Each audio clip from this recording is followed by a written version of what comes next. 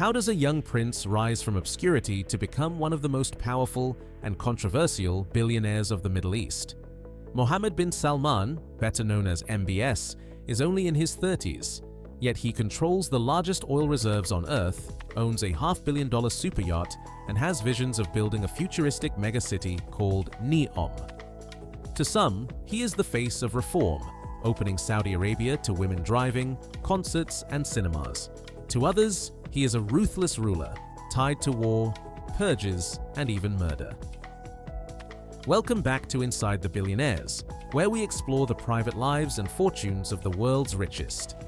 Before we begin, make sure to subscribe and tap the bell so you never miss what comes next. Today, we uncover the untold story of MBS, the prince who could rule Saudi Arabia for decades and whose every move sends shockwaves across global politics, oil markets, and the billionaire lifestyle of the royal family. At just 30 years old, Mohammed bin Salman shocked the royal court when his father, King Salman, appointed him Minister of Defense and Economy. Traditionally, power in the Saudi royal family had passed between seasoned uncles and cousins, men with decades of government service. Yet MBS, the favored son, suddenly found himself holding two of the kingdom's most powerful positions with almost no political experience. To outsiders, it looked reckless.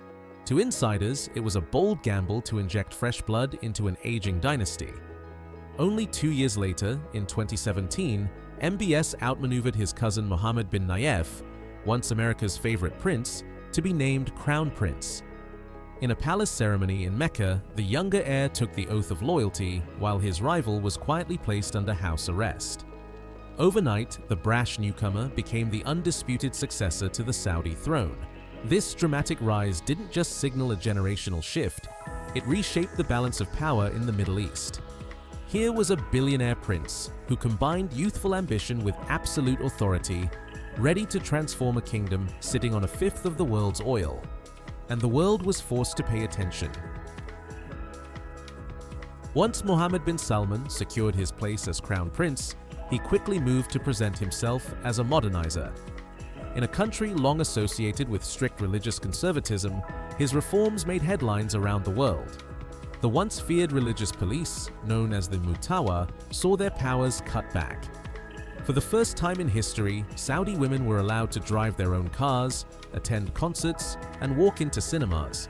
Pop stars performed in Riyadh, Hollywood movies lit up Saudi screens, and the kingdom projected an image of change that fascinated both investors and young Saudis hungry for freedom.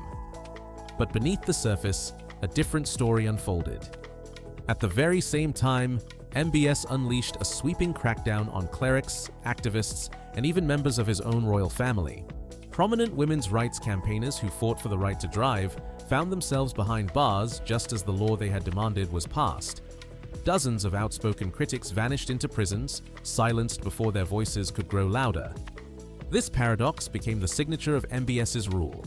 Dazzling reforms showcased to the world, while repression tightened its grip at home. A billionaire prince who promised progress, yet wielded power with an iron fist. Barely 2 months after becoming Minister of Defense, Mohammed bin Salman made a decision that would define his reputation worldwide. In March 2015, he ordered Saudi forces to intervene in neighboring Yemen, where Houthi rebels backed by Iran had seized control of the capital, Sana'a. For MBS, this was more than a border conflict. It was a chance to prove himself as a strong leader willing to confront Iran, Saudi Arabia's greatest regional rival. At first, the campaign looked decisive. Saudi Arabia commanded the world's fourth largest military budget, supported by allies like the UAE and armed with Western weapons. Bombs fell from the skies, and MBS presented himself as a warrior prince, projecting an image of strength to both his people and the international stage. But reality quickly set in. Yemen's rugged terrain and resilient militias turned the war into a grinding stalemate. Missiles and drones began striking Saudi territory, even threatening oil facilities that fueled the kingdom's billionaire wealth. Meanwhile, the humanitarian cost spiraled. Famine, millions of refugees, and civilian casualties shocked global opinion. What began as MBS's bold gamble soon looked like a costly quagmire. Instead of victory, the war exposed the risks of youthful ambition colliding with geopolitical complexity. Mohammed bin Salman's rise was not limited to Saudi borders. He quickly showed the world that he was willing to take bold, even reckless steps in foreign policy. In 2017, he led a dramatic blockade of Qatar, accusing the tiny but wealthy neighbor of supporting terrorism and cozying up to Iran. For months, Saudi Arabia cut off land, sea, and air routes, trying to isolate a country that hosted both billionaires and American military bases. The move stunned diplomats and showed MBS's taste for confrontation. But that wasn't the only shock. Later that same year, the Lebanese Prime Minister Saad Hariri, also a Saudi citizen, was unexpectedly detained during a visit to Riyadh. Forced to resign on live television, Hariri became a symbol of how far MBS would go to impose his will beyond his kingdom. Only international pressure, particularly from French President Emmanuel Macron, secured his release. These acts, alongside his fiery rhetoric against Iran, signaled a new type of Saudi leader, unpredictable, ambitious, and unafraid to shake the status quo. For some, he was a reformer determined to protect his country.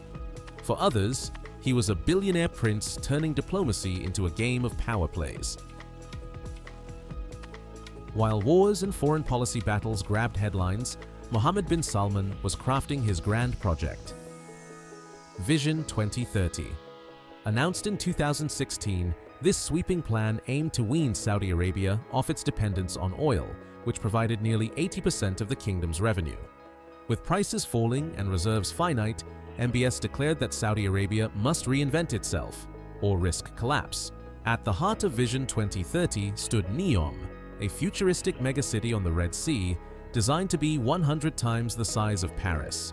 Promoted as a hub of technology, tourism, and renewable energy, NEOM promised flying taxis, robot workers, and artificial islands glittering with billionaire luxury. Alongside it came other mega projects, the world's largest solar farms, new industrial zones, and resorts designed to attract millions of international visitors. To fund these dreams, MBS looked abroad. He courted Western investors, Silicon Valley billionaires, and global corporations, pitching Saudi Arabia as the next frontier of modern civilization. He even floated the partial privatization of Aramco, the crown jewel oil company, hoping to raise hundreds of billions of dollars. For young Saudis, Vision 2030 sparked hope of jobs and opportunity. For skeptics, it felt like science fiction sold with petrodollars. Either way, the world could not ignore it. In late 2017, Mohammed bin Salman staged one of the most dramatic power plays in modern royal history. More than 380 of Saudi Arabia's richest princes, ministers, and tycoons were suddenly summoned to Riyadh, only to find themselves locked inside the gilded halls of the five-star Ritz-Carlton hotel. Overnight, the luxury resort became a high-security prison. The detainees included Prince Al-Walid bin Talal, one of the world's most famous billionaires, with investments in Apple, Disney, and Twitter. Once a symbol of Saudi wealth abroad, even he was forced to surrender part of his fortune to the crown prince. Officially, MBS called it an anti-corruption drive. In reality, it consolidated power and filled state coffers with over $100 billion in seized assets. For ordinary Saudis, the purge looked like justice, the young prince finally holding untouchable elites accountable. But for foreign investors, it raised alarms. If billionaires and princes could be stripped of their wealth overnight, how safe were international contracts in MBS's Saudi Arabia? Still, the Ritz-Carlton purge cemented his reputation. A ruler willing to bend the kingdom's billionaire class to his will, using both velvet gloves and iron fists inside the same palace walls. In October 2018, Mohammed bin Salman's carefully crafted image of reformer collided with one of the darkest scandals of the century. Jamal Khashoggi, a Saudi journalist living in exile and writing for the Washington Post, walked into the Saudi consulate in Istanbul to collect marriage papers, and never came out. Within hours, reports emerged that a hit squad flown in from Riyadh had killed and dismembered him. Among the suspects were members of MBS's own security team. The world was horrified. Western governments condemned the act, and intelligence agencies, including the CIA, assessed that the operation was almost certainly directed by the Crown Prince himself. For most leaders, this would have been political suicide. But MBS survived. Protected by Saudi Arabia's immense oil wealth and its role as a key US ally, he deflected blame, punished a few rogue agents, and carried on with business as usual. The episode revealed the duality of MBS, a young billionaire prince promising modern reforms while ruling with old-world brutality. It also exposed the West's dilemma: condemn him and risk losing a vital ally, or look the other way for the sake of oil, weapons, and investment. Most chose the latter. Mohammed bin Salman is both visionary and ruthless, a billionaire prince building futuristic cities while silencing his critics. His power stretches from super yachts to oil markets, shaping not only Saudi Arabia, but the entire world. The question remains: will history remember him as a reformer who modernized his kingdom, or as an autocrat who ruled with fear? Don't forget to like, share, and subscribe to Inside the Billionaires for more untold stories of the world's richest. And let us know in the comments: is MBS the future of Saudi Arabia, or its greatest risk? Thank you so much for watching, and we'll see you in the next episode.